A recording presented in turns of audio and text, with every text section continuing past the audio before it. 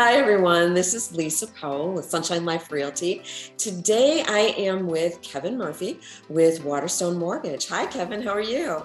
Hi, Lisa, and hi, everybody else. So yeah, I'm Kevin Murphy with Waterstone Mortgage, and very happy to be here.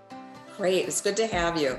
Listen, I know that you are aware of the type of market we are in right now. It's definitely a seller's market. And we have fewer homes on the market, but we have a lot of buyers out there. So I've been telling my buyers the first thing that they need to do is go see a mortgage lender. And what do you think? Why do we need a pre-approval? So a pre-approval is super important because it's going to allow two things to happen. So number one, it's going to allow you to go out with Lisa, and go take a look at some houses. So number two, when you find that house that you truly fall in love with, so it's going to not only allow you to make an offer on that home, but it's going to allow your offer to be taken seriously by the sellers. Absolutely, absolutely.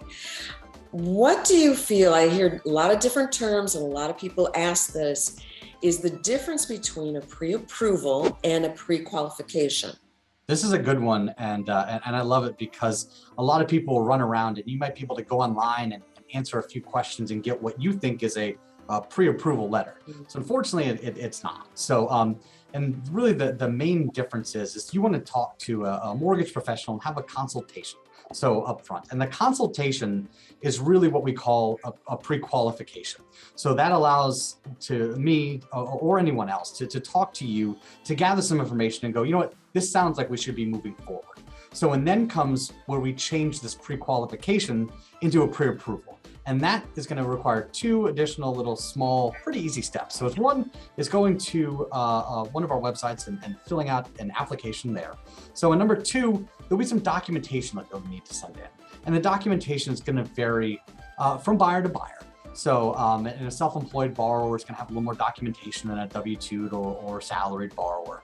But once we get the application and get the income and asset documentation in, we're then able to run these files through our systems and run through what we call an automated underwriting system. And I know I'm getting a little deep here, and I kind of back off just a little, but it allows us to then generate what we call a pre-approval letter. And that pre-approval letter means that not only have we spoken to you, but we've had a chance to look in and look at credit. So look at your income and look at your assets and realize that we've got a really good buyer here on our hands. Awesome, awesome. How long do you think that the process actually takes? It's going to be vary, person to person, but I would tell you once we have the consultation on the phone, we immediately follow that up with an email. So with a link to our website, and then the list of the documentation that during that consultation, we've determined that we would need in order to get a pre-approval done. So once you've go and then handle the next two steps, the filling out of the application and the gathering of the documentation, it shouldn't take any more than about 24 to 48 hours for us to issue a pre-approval letter. I would say in rare cases, it takes a little longer, but we will always let somebody know when that's going to be the case, because there are certain times that there's just additional documentation or an additional step that we'll need to take.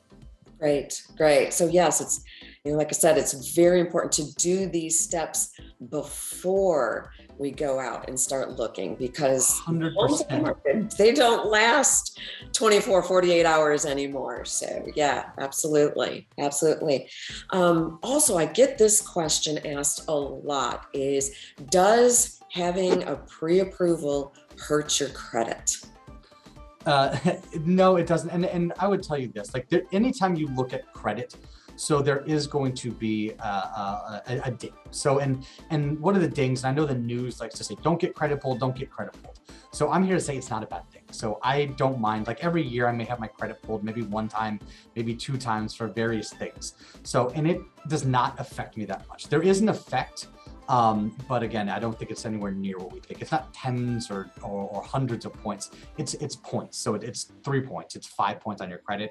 And you know what? It comes back a little bit. So I would tell you, don't get your credit pulled 15 times a month. But if you're getting your credit pulled 1 or 2 times, maybe even 3 times a year, it really is not going to have a large impact overall on you. Okay.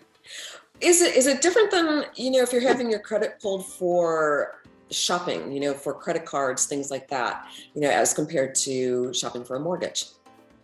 It actually is. So like the scores are going to be a little different. So what you're looking at, and this is one of those things that I love the information we have access to, but we have to know how to disseminate that information. And so like my credit cards, all of them, if you look them up, so we'll have some sort of score there.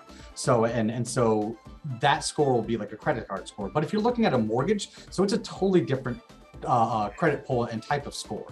So we do and again, getting a little technical, a tri-merged residential mortgage credit report. This is going to be the highest scrutiny of your credit. So where they're going to look the hardest at it. So this is going to be the score that's going to be the lowest. So when I'll tell you, like from personal experience, so when I bought my house versus when I bought my car, there was a big discrepancy. So in the scores, so like my auto score was about 30 to 40 points higher than my home purchase score. So there is a difference. So there, and again, all the more reason to be talking to somebody, upfront to figure out exactly what those numbers look like. And guess what? If we do this early enough in the process, there are some times that we may find something. So on a credit report that we can fix. So, and really kind of help boost. So it's, again, even more of a reason to, as quickly as possible, get in touch and start this process. Wonderful. Wonderful. Well, Kevin, thank you so much for joining us. I know that, especially my buyers, we have lots and lots of questions, and that's why I love sending them to a professional such as yourself, because I want them to get the answers that they really, really need to make the best decision for them. So I love it. And that's what we're here to do. And we love answering questions. So I've got myself, I've got a teammate, Cam, who's my loan partner. She is my right hand, and it's really nice to have dual people here too. So if I'm not here, or you need just a quick answer to a question, Cam's there, as well, and we'd be glad to answer any questions that anyone has, regardless how small or how big they may be. Perfect. Perfect. Well, again, thank you so much for watching. If you have any questions, please reach out to myself or to Kevin. All of our information is going to be linked here. So again, thanks, and we'll see you soon. Bye, everybody. Bye.